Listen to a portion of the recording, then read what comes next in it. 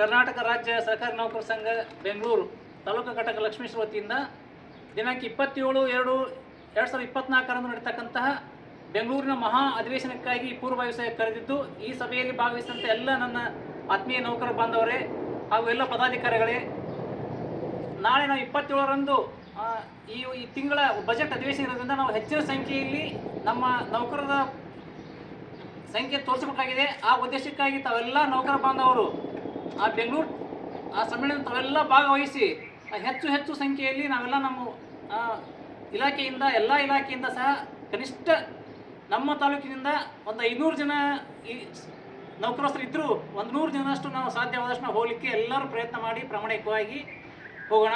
ಈ ಒಂದು ರಾಜ್ಯ ಸಮ್ಮೇಳನದಲ್ಲಿ ಮುಖ್ಯವಂತ 3 ಬೇಡಿಕೆಗಳಿದಾವೆ. ಒಂದನೇದ್ದು 7ನೇ ವೇತನ ಆಯೋಗದ ಜಾರಿಗೆ, ಎರಡನೇದ್ದು NPS ಹೋಗಲಾಡಿಸಿ OPS ಜಾರಿಗೆ ತರೋದು, ಇನ್ನು ಆರೋಗ್ಯ ಸಂಜೀವಿನಿ ಅಂತಕ್ಕಂಥ ಒಂದು ನೌಕರರ ಯಶಸ್ವಿ ಕಾರ್ಡನ್ನು ಜಾರಿಗೆ ತರೋದು. ಈ 3 ಮುಖ್ಯವಂತ ಬೇಡಿಕೆಗಳು.